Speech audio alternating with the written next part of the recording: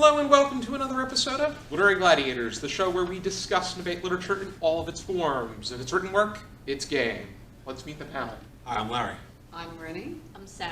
And I'm Josh. And for the first time in Season 10, we are going to be going over a play, which is something that I've been looking to do a bit more on the channel. I know Sara's interested in plays.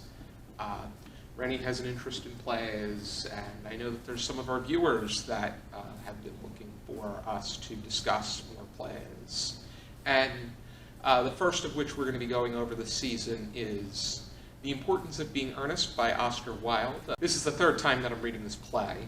I went over it in British literature too, and Irish literature. And I thought it would be a good idea to go over this play again.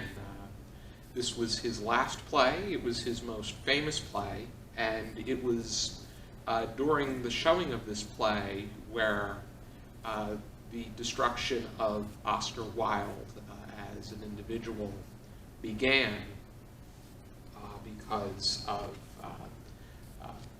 interactions that he was having with his male lover and that male lover's father. But the discussion starter that I have for The Importance of Being Earnest is, what are the values of the characters in this play?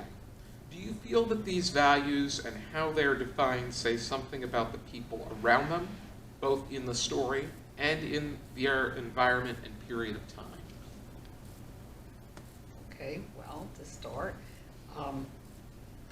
Oscar Wilde was an extremely witty, funny writer and individual, and snarky in his own way, and the play and its characters are a terrible comment or indictment for a lot of so-called Victorian hypocritical values and an attack on England's pretty rigid at the time class system.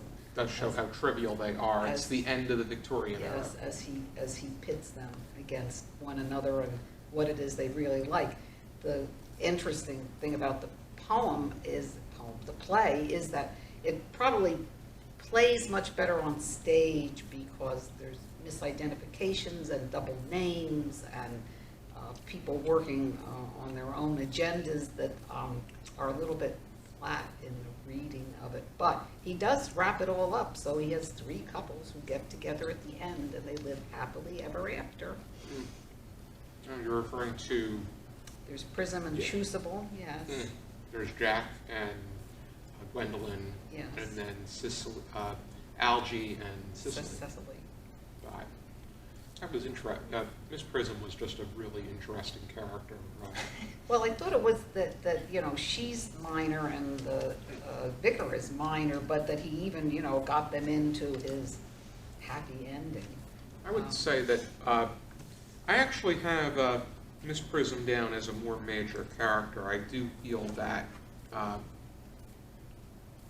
you mentioned Well, she doesn't even enter for Chaucer. quite a while. She provides a significant action Yes, for yes, the play, but yeah. she's not really there. I would say Miss Prism is as major as Lady Bracknell.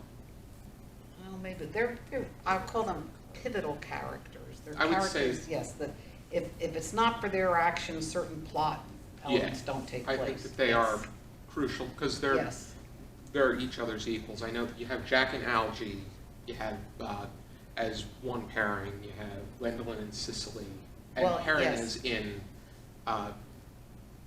pairing, not in the relationship. It's like the nurse and the friar in Romeo and Juliet, because Romeo and Juliet can't really get together in any kind of way. Somebody has to always be there, to bring them together. Yes. Yeah, to bring them together to make the plot work. Somebody else has to be doing it. Yeah, so I would agree with you there. We have Miss Prism for that, but as I said, she doesn't even enter for a while. It was interesting. My British Literature 2 instructor said she was the wisest character in the whole play, which I can't even... Just kind of ironic. I wouldn't even say... I would say the wisest character after a third read is probably one of the minor characters. Like the person that the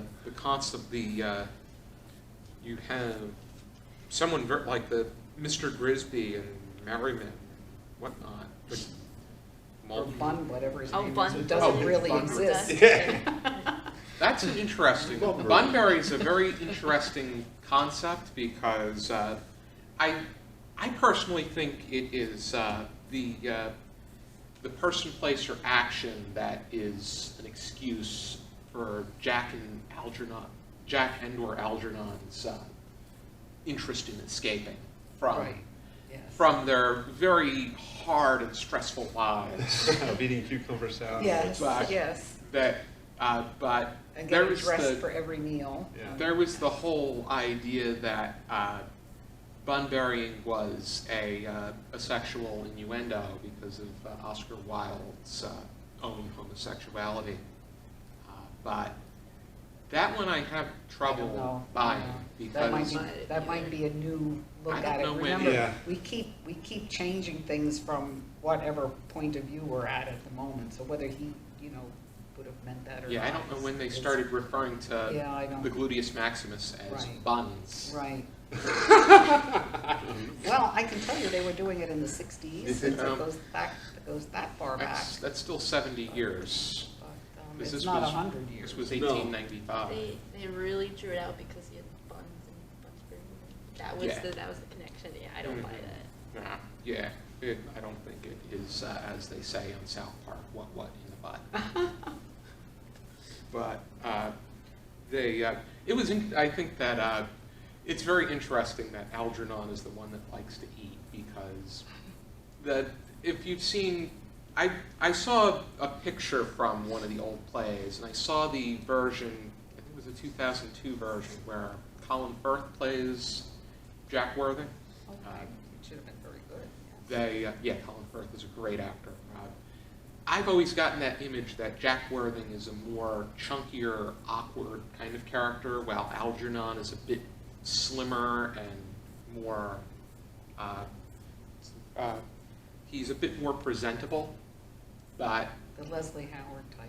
yeah, he seems to eat. First, he eats the cucumber sandwiches like crazy at his own house or at his own mansion. I'm probably insulting him by saying house. And then when he's over at Jack's, he's eating all the muffins and whatnot. Scones. Yeah, scones are more. But any.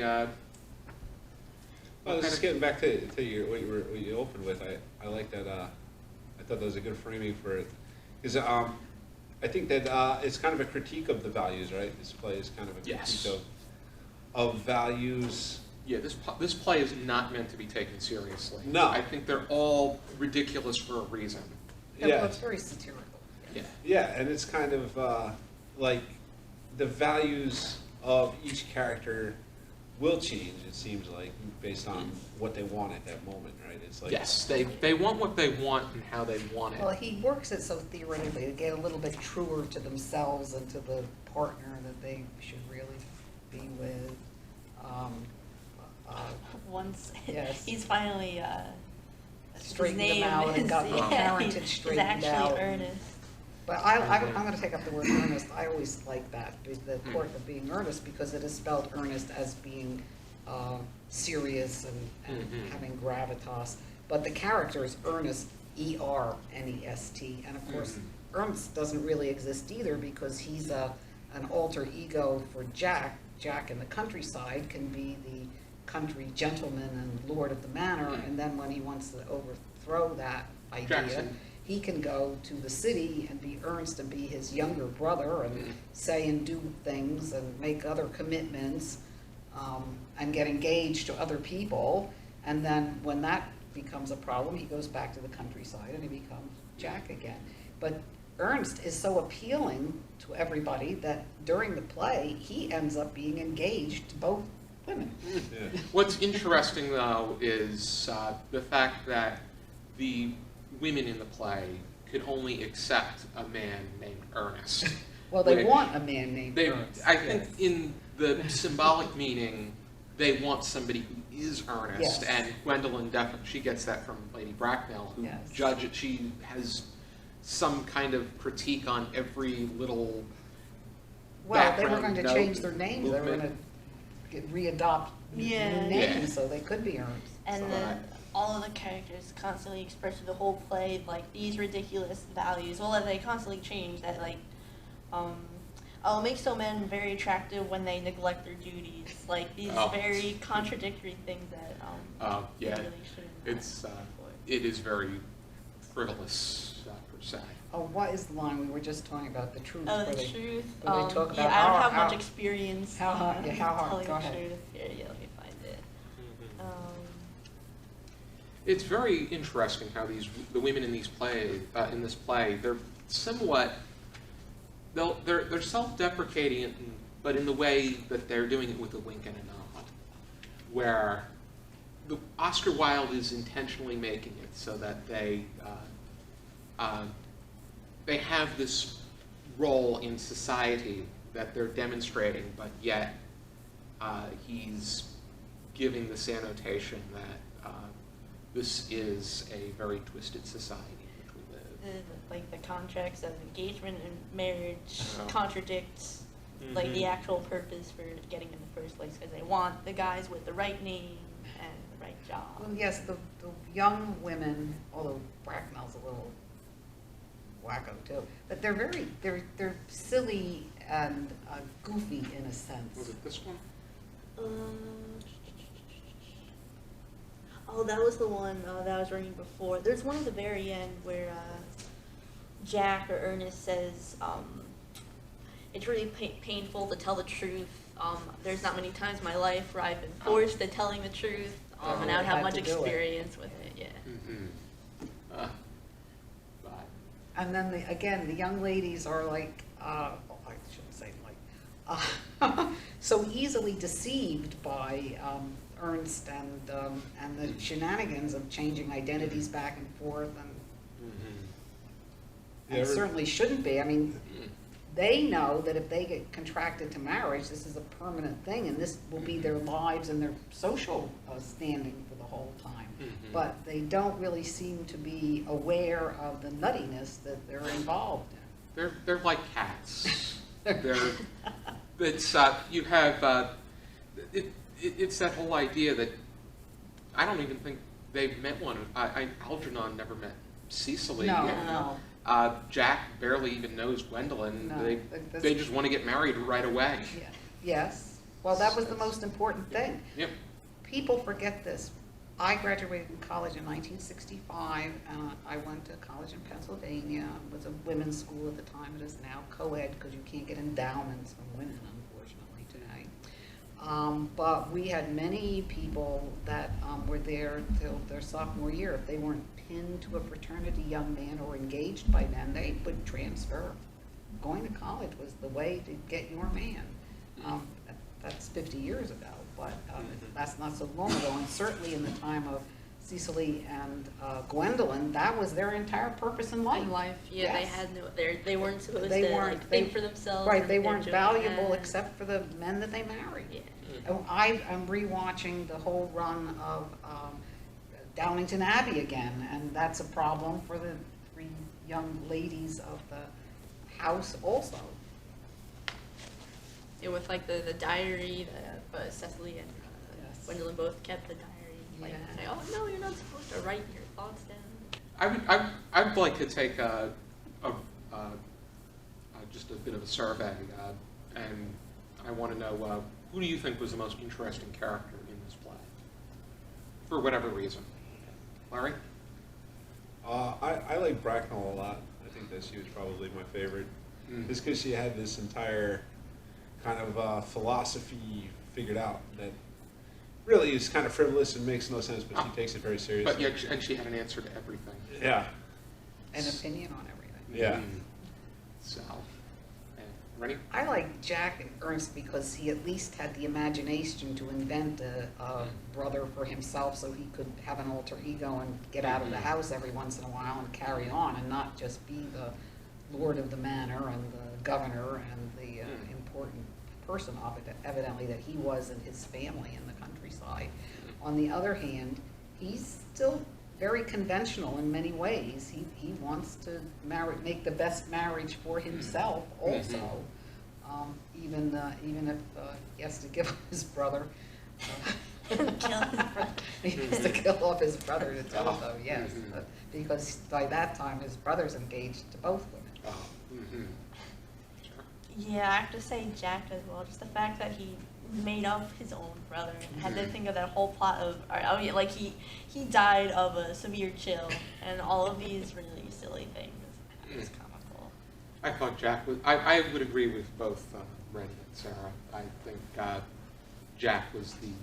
I as a character that I had the greatest sense of gravitation toward, it would be Jack, because he had everything structured with regard to going around as Earnest in the city, but I think Algernon did a bit more to copy off on him and play off of Jack's story in order to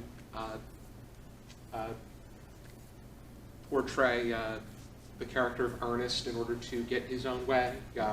I think that Jack was a perfectly flawed character. I think that he didn't have the greatest sense of morals and values, but none of the characters in this play did, and they didn't have them for a reason. Well, not that everybody's a foil to him, but if he doesn't come up with his imaginary brother to start with, you don't run the play. You know, you have to have this person that doesn't exist in London, actually, to make everything else run. That's true. Alrighty then, do we have any final thoughts? I'm curious what you guys thought about like how it follows, right, from scene to scene, right, or from conversation to conversation, where Earnest is dead to the governess and the vicar there, right? Like Jack just gets on telling him, and then in the next scene it's like, oh, he's not dead, he's right here. And there's like no conversation about that. It's just accepted. I think it's just I think that it's supposed to add a sense of shock value and just a commentary on the idea that these people, their values are so warped and radioactive that they, you think that they're going to react in some way to a particular situation, but they're very inconsistently wired. They think when they want to think a certain way, they want what they want in a certain way. It's just very... So you're saying they're like too self-involved, maybe? Oh, they're very self-involved. They are, but to a point where they're as somebody self-centered can lie as to they their come. face, get caught in a lie, and you don't even...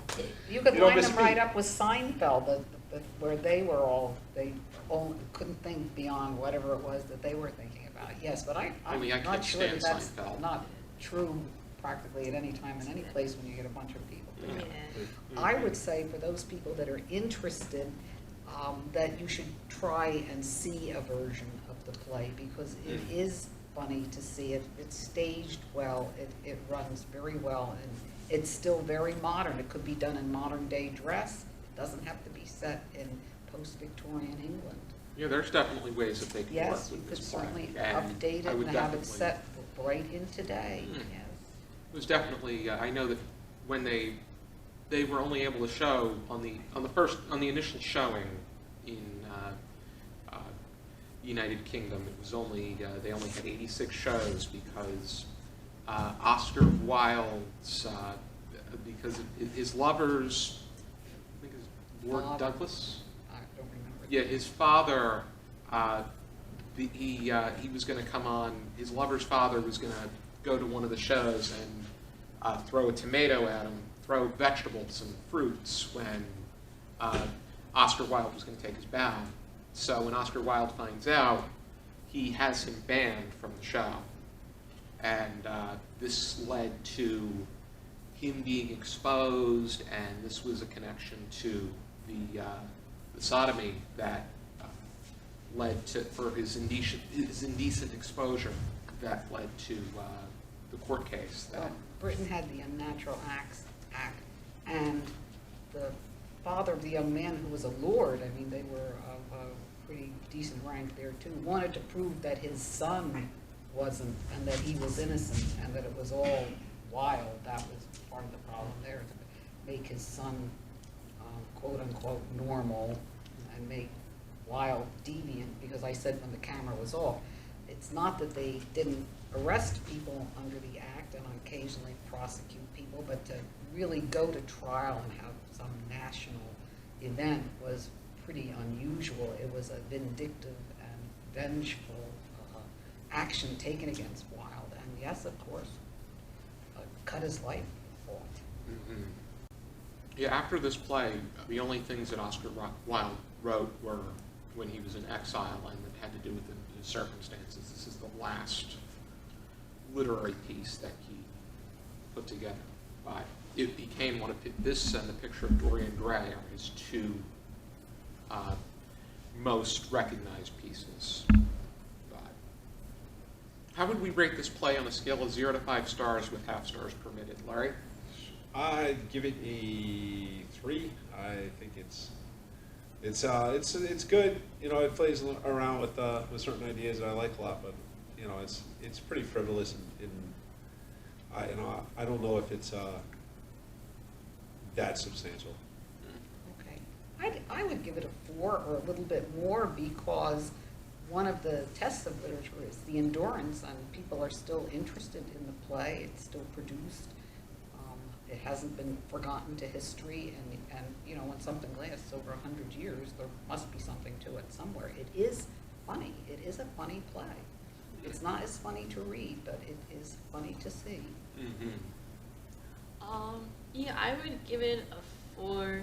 He saw through all of the, I guess I would call untruthfulness and the very shifting values people would have, and that change what they wanted at the time, and just how the structure of what people wanted in society during the time was just really messed up. And it definitely is very comical. I think it would be more enjoyable to watch than to read, because it's mostly conversations with not much moving or changing or going on. I haven't actually seen a production of it, but I think it would be pretty comical. It would be. That's definitely something I would like to see at some point. For me, Oscar Wilde is a genius. This is a great depiction of his genius. This play gets a 5, and these cucumber sandwiches are delicious. So definitely, when you get the Oscar. opportunity. I definitely know where Algernon is coming from with regard to that. I would be gobbling them up myself, especially if they have Italian dressing like these do. If you're interested in reading The Importance of Being Earnest and Oscar Wilde's other works, here is a copy of The Picture of Dorian Gray and Other Works by Oscar Wilde. This includes The Picture of Dorian Gray, short story collections of his, Can you show it to the camera? and A little lower. Yeah, that's good. And the plays in here include The Importance of Being Earnest, Lady Windermere's Fan, A Woman of No Importance, An Ideal Husband, Salome, The Duchess of Padua, Vera or the Nihilists, A Florentine Tragedy, and La Sante Cortensante. But thank you for tuning in to this discussion of Literary Gladiators, and be sure to join us next time Wait for... a minute. You know how I hate cucumbers? You know how I hate vegetables and cucumbers? Yes. Should I try a cucumber on camera? Yeah, go right ahead. Already, Ari is back from getting himself a donut, I actually got a bagel. getting a bagel. I actually, what everyone should know about me is I hate vegetables, so I figured I'd try a cucumber. They don't really have any taste. Okay, no. The garbage is right there. Oh, God. That was stupid. Keep reading. Oh, it doesn't taste like anything. That might be why I don't like it. Anyway, go ahead. Be sure to join us next time for another episode of Literary Gladiators. For now, keep reading.